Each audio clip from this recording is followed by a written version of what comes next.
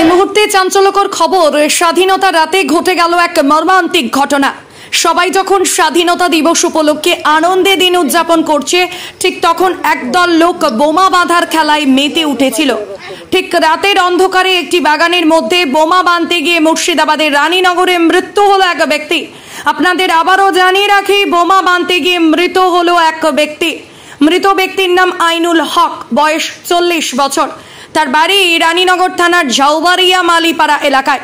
সূত্র মারফত জানা যায়, গতকাল বৃহস্পতিবার রাত 10টা নাগাদ ঘটনাটি ঘটেছে রানীনগর থানার ঝাউবাড়িয়া মালিপাড়া এলাকায় একটি আমবাগানের মধ্যে।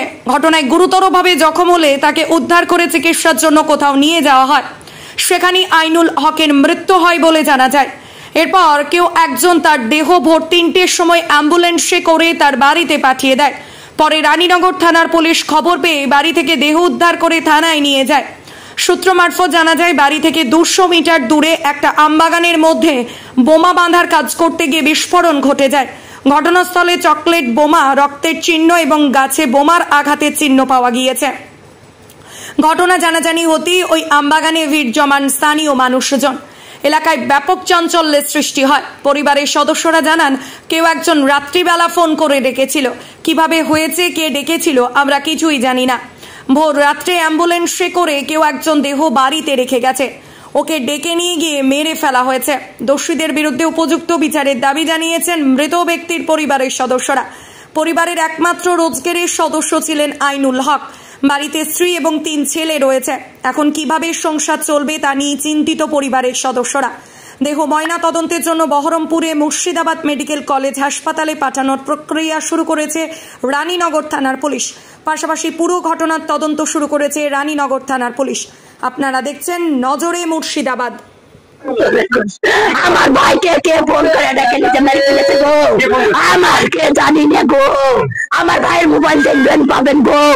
আমার ভাইয়ের কষ্টের সাজা চাই গো, যন্ত্রণার সাজা চাই গো। তাদের যেন এরকম হয় গো। আমার ভাইকে খুব কষ্ট দিয়েছে, যন্ত্রণা দিয়েছে গো। মেরে হাত পা ভেঙে দিয়েছে, রক্তপাত করে দিয়েছে।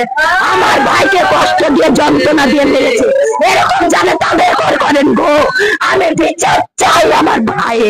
আমার ভাই ছিল সব সংসারের একমাত্র ভাই। আমাদের দিন কুল করেছে, আমরা তাকে নিয়ে বাঁচবো গো। আমার ভাই ছিল সব গো।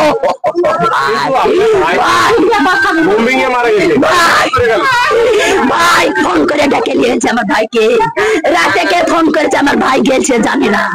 ভাইকে ফোন করে ডেকে নিতে পেরেছে। ভাই ভাই আমি সাজা চাই গো। সবাই কি ভাই ভালোবাসত গো। গিয়েছিল জানি না সঠিক। আমার স্ত্রীকে নিয়ে আমি ডোমকলে ডাক্তার দেখাতে গিয়েছিলাম। ওখানে ডোমকলে ব্যাপক বৃষ্টি। আস্তে আস্তে ডাক্তার দেখে এখন 9:30 বাজে। আসে রাত্রে দুজনে খাওয়া দাওয়া ঘুমিয়ে পড়লেন। সঙ্গে আমার শালিও ছিল, ওর পেটের ছবি হয়েছিল।